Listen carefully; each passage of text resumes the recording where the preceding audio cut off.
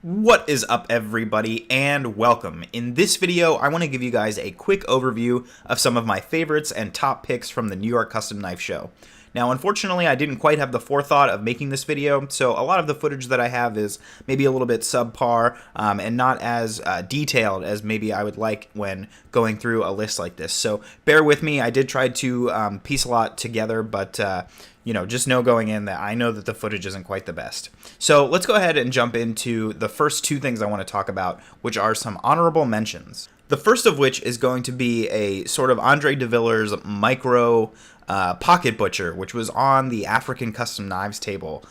This thing was super sweet. I don't have any video of me actually opening the knife. It is a slip joint with a notch in the middle, so it stops halfway, and it functions just like any of the other pocket butchers. For those of you who don't know, there's I think the full-size pocket butcher, and then there's a small, and then this seemed to be an even smaller micro. I might be wrong about the sizes. There might just be the two. But I had seen this knife on the African Custom Knives Instagram and everything like that, and it didn't seem like it was actually going to be this small. So the thing is really, it's the size of a quarter, and it was just absolutely amazing. The fit and finish on it was fantastic. It was perfectly centered. The lightning strike carbon fiber was incredibly smooth and perfectly finished, and it sat as sort of an inlay in the frame extremely cleanly, and it was just a really impressive piece. So that was something really neat that I saw. And then the other honorable mention is going to be Fellholter pens. Now, I know that it was a knife show, but the Fellholter table obviously had a lot of the interesting other EDC goodies that he works on, like the pens and the tops and spinning discs and stuff, and his Torx drivers. The Torx drivers are actually something I've had my eye on for a little bit, but I had noticed before the show on Knife Center that there were a few of the Tybolt pens that had custom engravings, and when I actually looked further, it wasn't just pens in copper and titanium, but he had pens in zirconium, full body construction zirconium pens, and I thought that was the coolest thing. So when I was at the show, I actually got to check out the table, and as you guys can see now with the overlaid footage, I was putting the pens way too close to the camera, so they are appearing out of focus. I do apologize for that. I wish I had some photographs. The pens, when I got around to them, there was just a lot of ruckus around the table, and I just didn't have a long time to spend there. I would have liked to get better, better content for you guys, but they were just totally one of the coolest things I've ever seen. He had at least 5 full body construction zirconium pens that were, all completely done up with different milling and different patterns and Celtic patterns and stuff. Very cool. Definitely worth the price point of what they're asking for those. So the next thing that I want to talk about is my favorite maker discovery. So to qualify for this, I basically had to not know you or any of your knives. It was somebody who I had heard their name before, and when I had gotten to the show, I heard a couple of friends mention that it was somebody to look out for and to visit the table of, but I had never met this person before. I had never seen their knives. Technically, I may have passed one on a website or something, but I never really looked into the knives or the maker. So I was delighted to meet Nick Swan and his crew.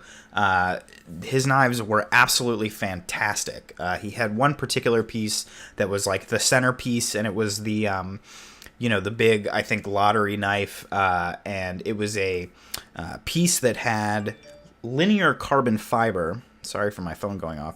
It's a piece that had linear carbon fiber, and it was the frame was the linear carbon fiber, and then it had sort of a interframe of probably titanium, and it was so light. They commented that it was Nick's lightest knife ever. And typically when you're dealing with a super light knife, especially a light blade stock, you don't always get maybe the best action. These things were pretty tiny, and you can see for yourself in the footage the knife completely drops closed with the lightest of shakes. It was incredibly smooth. Now, I must say his consistency wasn't perfect. A lot of his actions were varied. He had a model that was green G10 that almost felt like it didn't even have a detent. If you flipped the flipper tab, the knife wouldn't deploy. It felt a little notchy. So I'm not sure what was up with that. And, you know, he had some super tiny knives, one of which was a little Tonto, and that was my favorite. Actually, in terms of design, you guys know I'm a sucker for Tontos. So that was a neat little piece. But overall, I was pretty impressed with the work. I liked most of the knives that I picked up. And one of my favorite things about him was his variability with the same model. So his primary model, which he had many different variations of, I saw it in, you know, a frame lock, liner lock construction, the interframe. And so it's always cool to see somebody do a lot of different versions of the same model and get really creative with that. So one had a mokume inlay, and it had a full zirconium frame. It was very heavy, and it felt super premium, and it was easily a knife that I would have loved to have taken home. So he's definitely somebody to look out for. I don't think he's been in the game too long, maybe a couple years. So Nick Swan, that was a cool new maker discovery. Moving on to the next accolade that I have to give, my favorite new model. So this is my favorite new knife model that it wasn't necessarily debuted at the New York Custom Knife Show.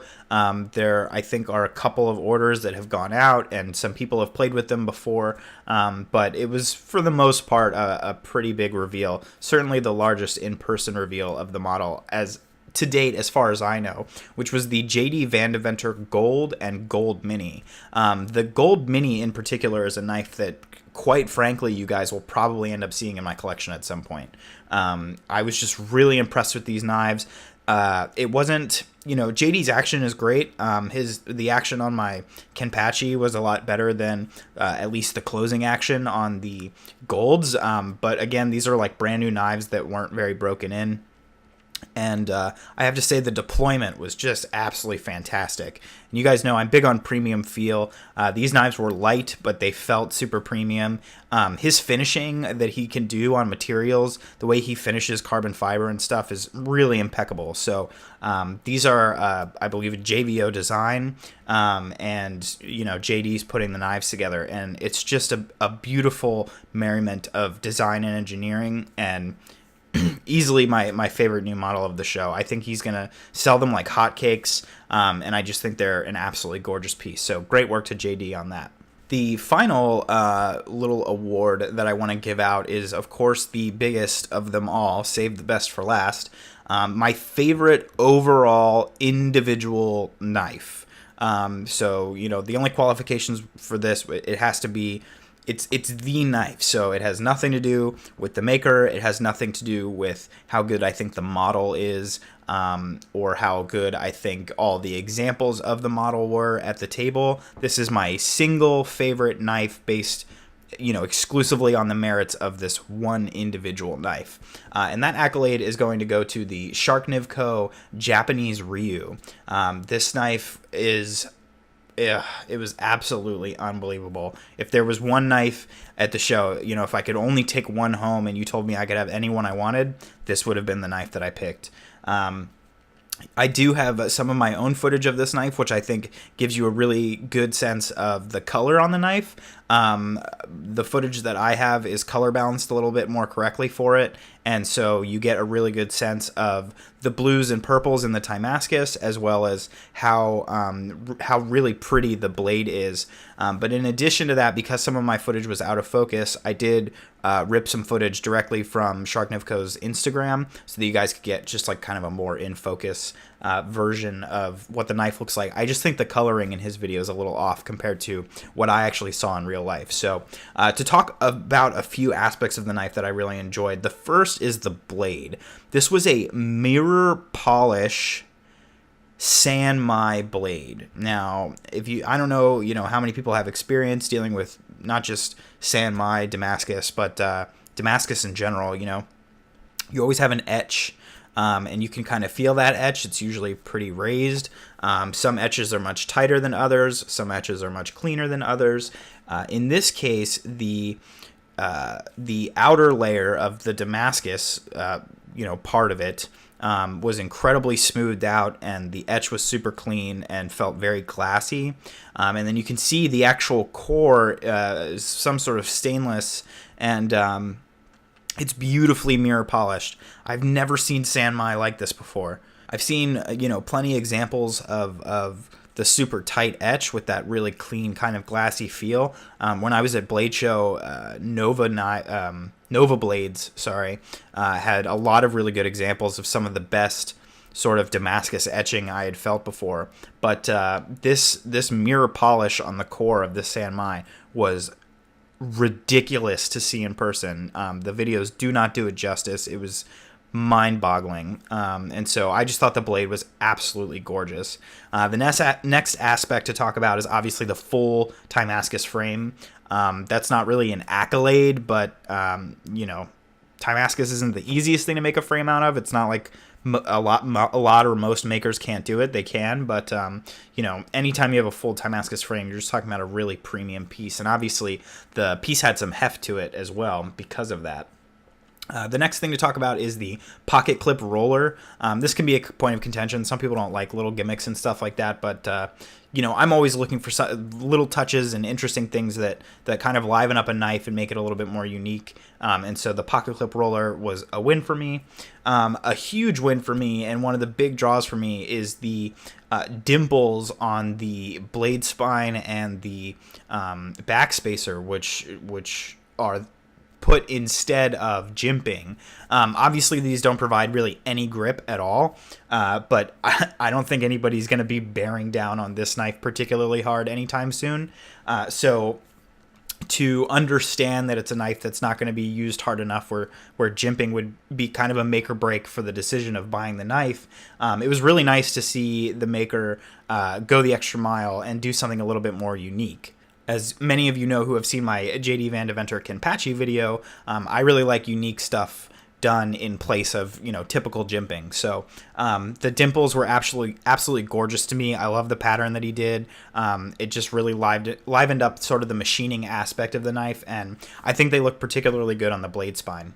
Another aspect of the knife that was impressive was just the overall fit and finish. It was just such a tightly built knife. It didn't have any like lock stick or anything. It flipped great. Everything felt super clean, super smooth, really solidly built, and just very put together. And then in addition to that, it had an excellent action.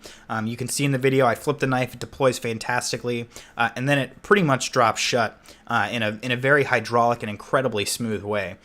It was a very, very enjoyable knife to flip, and with an action is obviously a big deal for me. So is design and aesthetics, and a lot of times you get a little bit more of one than the other. And in this case, it was really nice to see one of these like super overbuilt, super full dress folders that typically, maybe don't have the best actions because that's not where the maker spends a good amount of their time. It was really nice to have a knife that had both and the best of both worlds. So great action. And then the last thing that I want to say is just it has a gorgeous overall design. I really like the Japanese Ryu model from Sharknivko. There's been a lot of examples of it that have popped up over time that I've really enjoyed looking at, on Instagram and stuff. But I just think it's a really clean design for the knife. I like Quaken style stuff. If you don't like Quaken style stuff, I can easily see this not being a nice piece for you. But there were a lot of subtleties, as you can kind of, I'll try to show with footage here, that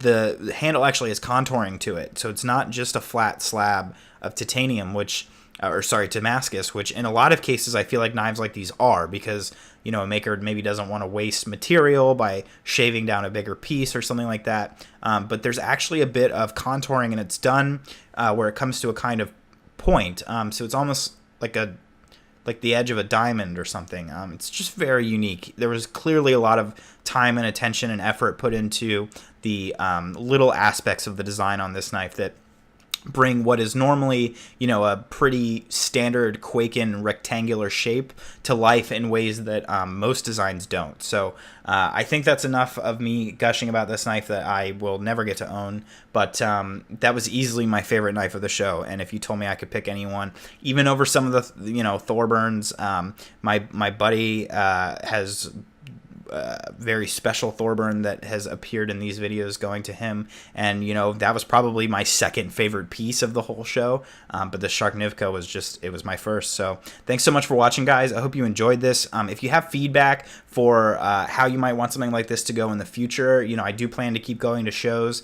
And I'm looking to have a little bit more forethought into how I make these videos. I would have liked to have sort of a better framework for delivering this information to you guys than kind of cobbling together loose footage. So let me know if you like this, if you want to see stuff like this in the future, if you know, care about hearing about this stuff, and that way I can know whether or not it's something I should focus on. So thanks so much for watching, guys, and I will see you next time.